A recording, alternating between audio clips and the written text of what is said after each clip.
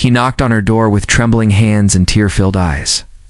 What he handed her wasn't just a letter, it was her best friend's final wish. One that would turn grief into purpose and change her and her daughter's life forever. But what did it say? Why did it leave her completely speechless? If you're new to the channel, then please subscribe, like the video, and tell us in the comments where you're watching from. We love hearing from you around the world. Now, let's jump into the story. Nina sat by the window with a warm cup of tea in her hands. The soft hum of the city outside was the only sound around her. Her daughter Zoe was quietly coloring at the small kitchen table.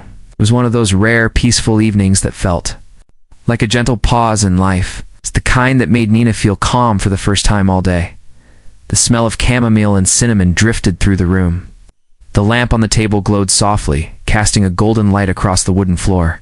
Outside, the sky was turning from blue to gray, and rain clouds were gathering. Nina took another sip and sighed. Everything felt still. Then came a knock. Soft, but strange. It wasn't the usual kind of knock. It was hesitant, almost shy. Nina froze for a moment, cup paused halfway to her lips. Zoe looked up too, her crayon held in mid-dash air. Nina stood slowly and walked to the door. Her heart beat a little faster. Not many people knocked on her door at this hour. She peeked through the small peephole and felt a twist in her chest.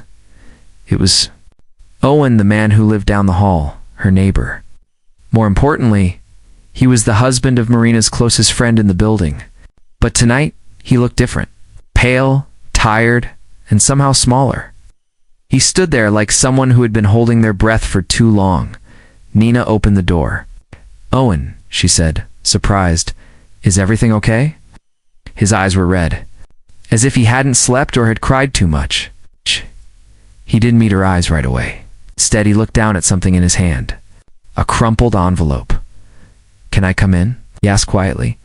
Nina stepped aside without a word. She felt a sudden weight in the air, like a storm had entered her living room. She glanced over at Zoe, who was now standing, curious and alert. "Go. Wash your hands, honey," Nina said gently. "I'll be right there." Owen walked in slowly. He didn't sit right away. Instead, he stood in the middle of the room, holding that envelope like it was the only thing keeping him from falling.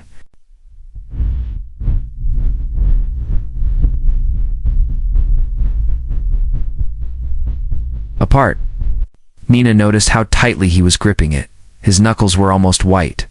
She waited, giving him space to speak. But the silence between them grew heavier by the second. Finally, Owen looked up. His voice was barely more than a whisper. "I didn't know who else to come to." Nina felt her chest tighten. Something was wrong. She had known it deep down for days now. Marie hadn't answered her calls or texts. Their daily chats had stopped suddenly last week. Nina had knocked once, even waited outside their door for a few minutes. But no one had answered. She had told herself not to worry. Maybe Marie was just resting. Maybe she needed space. But now she knew. Her stomach dropped before Owen even said another word. "Marie." Owen began, then stopped. He looked around the room like he was searching for strength. Then he looked at the envelope in his hand. "She wanted you to have this." He walked over and placed it gently on the coffee table. Nina saw her name, written on the front, neat, careful letters. "Marie's handwriting. What is this?" Nina asked, already fearing the answer.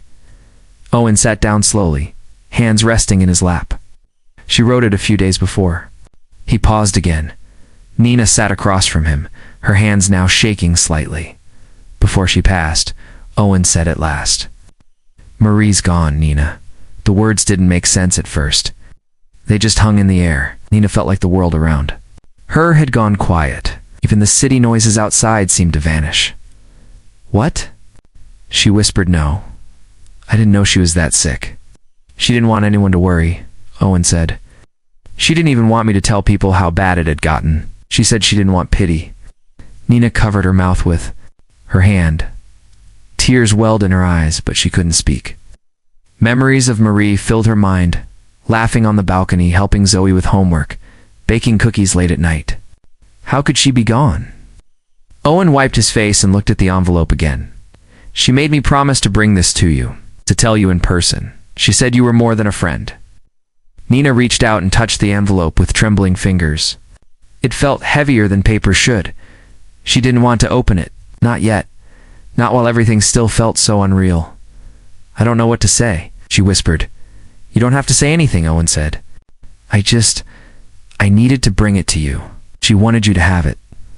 They sat there together, not speaking. The room felt too quiet, like it was holding its breath. Zoe peeked around the corner, sensing something serious, but stayed silent. Nina stared at the envelope. She wasn't ready to open it yet. But she knew it held something important. Something that would change everything. Nina sat on the edge of the couch, her eyes fixed on the envelope sitting between her hands. She hadn't moved much since Owen delivered the news. The words still echoed in her head, as if trying to sink in. "Marie's gone." Owen sat quietly across from her. His shoulders were slouched, his hands resting in his lap, fingers still trembling now and then. The quiet in the room was so deep, it felt like sound itself had disappeared. Even the ticking clock on the wall seemed to pause. Nina couldn't stop looking at the envelope. Marie's handwriting was so familiar. It looked just like the notes she used to leave taped to Nina's door minders to grab coffee, funny quotes, little drawings to cheer her up. But this letter wasn't one of those cheerful notes. This was a goodbye. She didn't want to open it. Not yet. Not while the pain was still so fresh, so sharp, it almost didn't feel real. "How long?" Nina asked suddenly, her voice hoarse. Owen looked up, eyes heavy. "About 3 months," he said softly. "The doctors told her in April. She didn't want anyone to know? Not even her sister at first?" Nina's eyes filled with tears again. "She didn't tell me." "She didn't tell anyone," Owen said. "She wanted to live the time she had left the way she always did. On her own terms." Nina looked down at the floor. She felt a mixture of grief and guilt. Marie had carried this weight alone, even while laughing over tea, even while helping. Zoe, with homework? How had she hidden it so well? "She was so strong," Nina whispered. Owen nodded. "She didn't want people to feel sorry for her. She told me once, 'I want people to remember me smiling, not fading.'" Nina closed her eyes. She remembered the last time they spoke. They talked about planting a herb garden on the fire escape. Maria joked that she'd never keep the basil alive. She had smiled so big, like nothing was wrong. But now, Nina knew better. Now she could see the tiredness Marie had hidden. The quiet moments when her smile faltered. "I should have known," Nina said, her voice barely above a whisper. "She didn't want you to," Owen replied gently. "She said you had enough to carry already." Nina swallowed hard. Her throat ached, but she nodded. Marie always looked out for others, even when it hurt her. Even when she was hurting the most. Zoe wandered quietly into the room, still in her pajamas, holding her stuffed bunny. She walked over to Nina and rested her head on her mother's shoulder. "Mama, why are you sad?" she asked softly.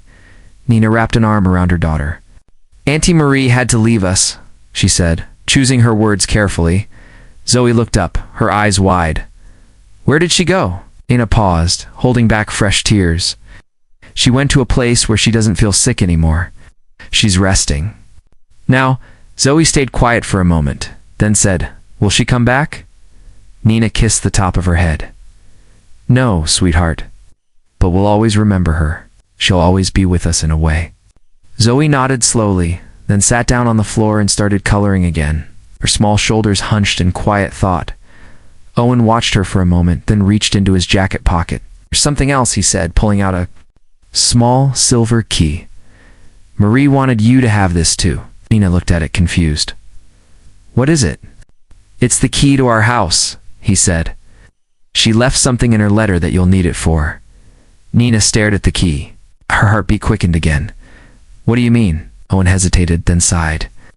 "I think it's best if you read the letter first. But she had a wish for you and Zoe. Something she planned before it was too late." Nina looked back at the envelope.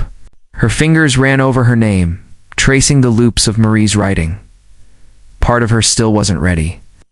But another part, the part that missed Marie so deeply it hurt, Needed to know what her friend had left behind. Okay, Nina said quietly.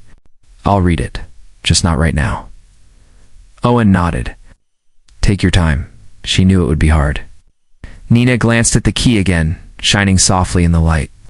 What could Marie have possibly planned? Even after death, her friend was still thinking of her, still giving. Zoe climbed back into Nina's lap, holding her drawing. I made this for Auntie Marie, she said. Nina took the paper. It was a simple picture, 3 stick figures standing under a tree.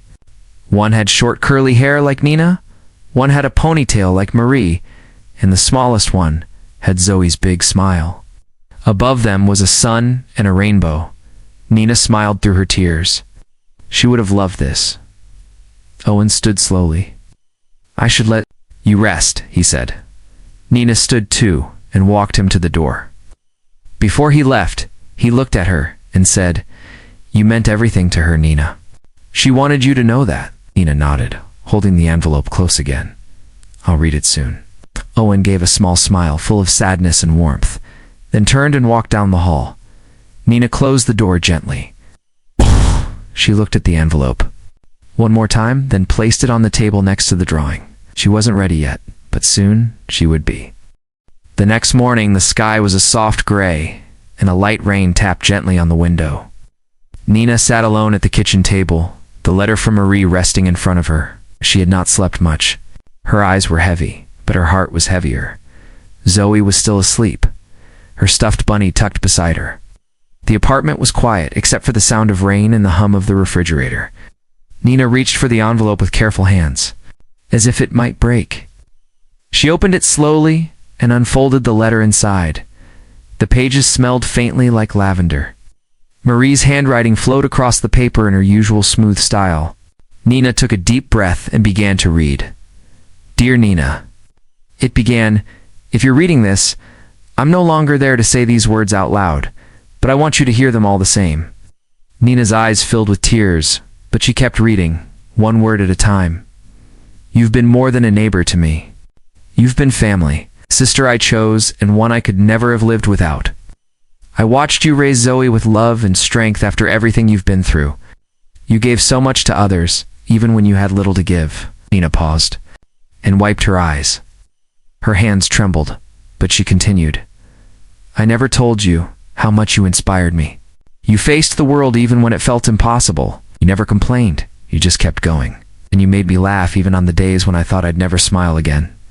The words wrapped around Nina like a soft blanket. Ari had always been kind, but reading her thoughts like this was something different. It felt like she was right there in the room. I didn't want you to know how sick I was, the letter said. I didn't want sadness to steal the time we had left. I hope you can forgive me for that. Nina nodded slowly. She understood. Marie had always protected the people she loved, even from her own pain. Then came the part that made Nina's breath catch. I have a request, Marie wrote. Owen and I talked about it many times, and it's what I want more than anything. I want you and Zoe to live in our home. Nina's heart skipped. She read the sentence again, certain she had misunderstood. But it was there, in Marie's neat, steady hand. The house is fully paid off, the letter continued. We've taken care of everything. It's not a gift. It's a continuation of something beautiful. I want Zoe to grow up with space to play, to dream. I want you to work on your art somewhere other than the kitchen table. I want laughter to fill those rooms again. Yours. Nina pressed the letter to her chest, eyes closed. Nice. The kindness in Marie's words was overwhelming. She had given them more than a home. She had given them a future. The last lines of the letter were short, but powerful. This is my way of saying thank you. For every smile, every visit, every ordinary day we shared that turned out to be extraordinary. Don't think of this as charity. Think of it as my last big hug. Nina sat in silence, her hand still gripping the letter. It felt like Marie had wrapped her arms around her one final time. A soft sound broke her thoughts. Zoe had walked into the kitchen, rubbing her eyes and dragging her bunny by the ear. What's that, Mama?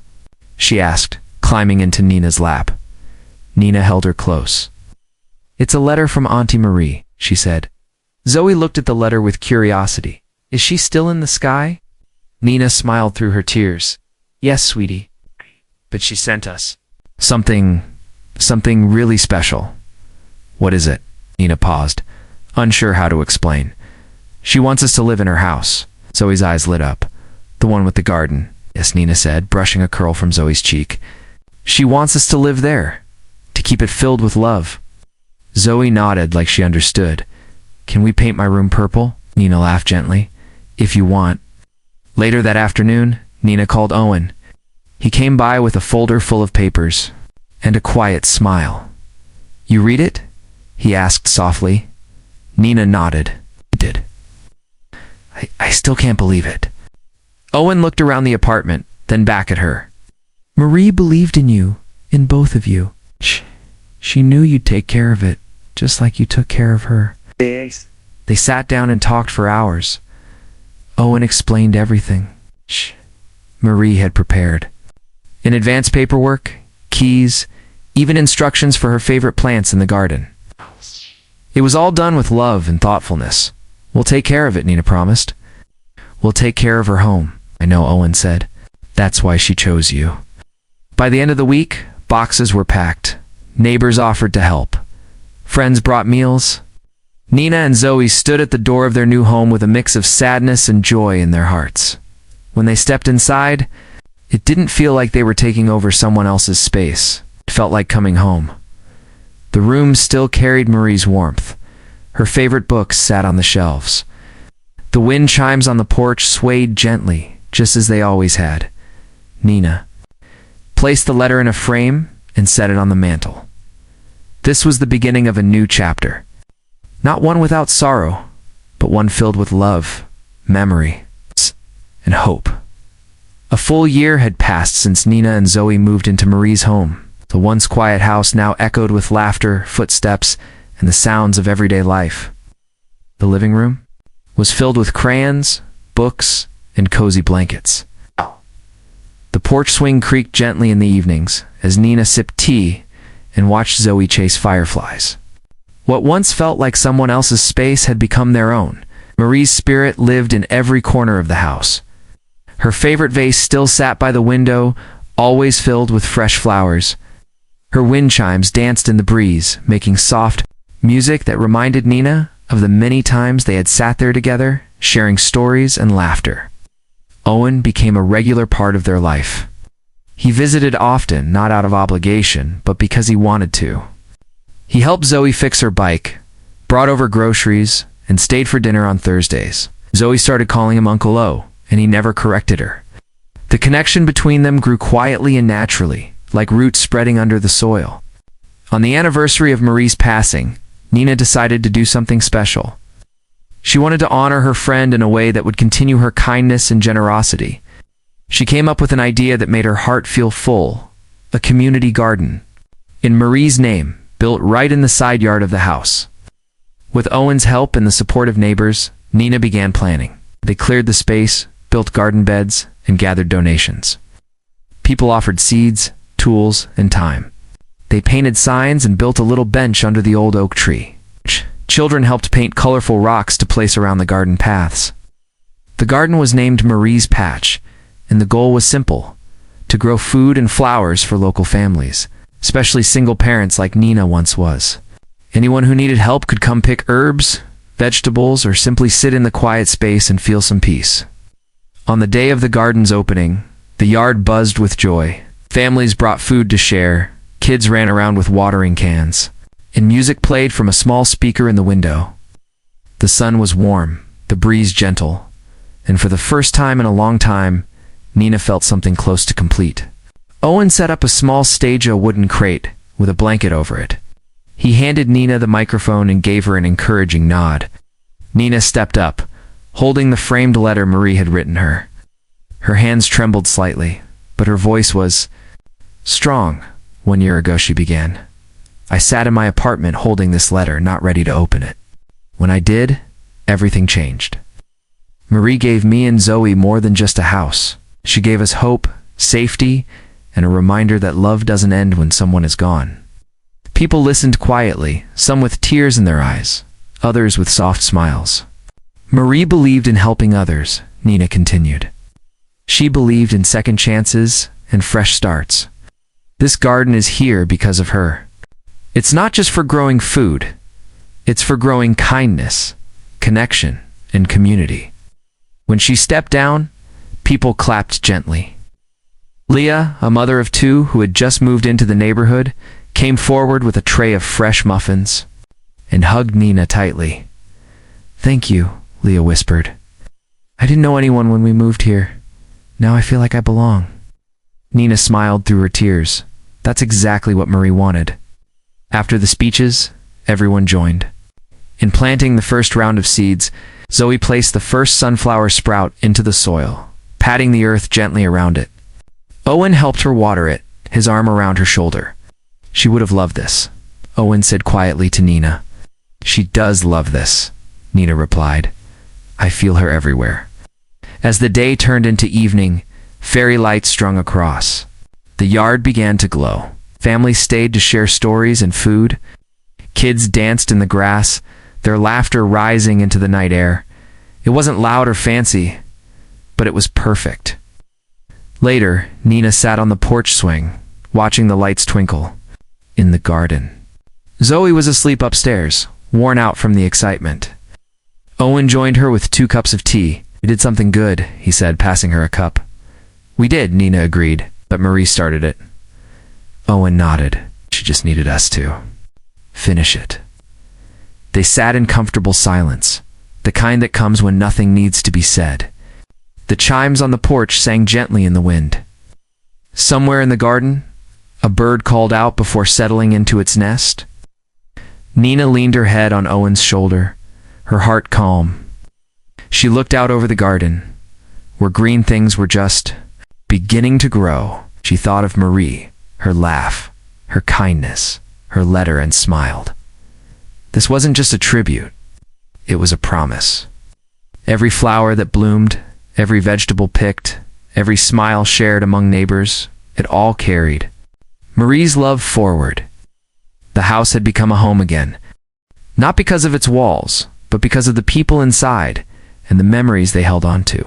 Nina knew Marie hadn't really left. She was in the laughter that filled the porch, in the hands that helped tend the soil, in the hearts that had been touched by her love, and as long as those things lived on, so would she.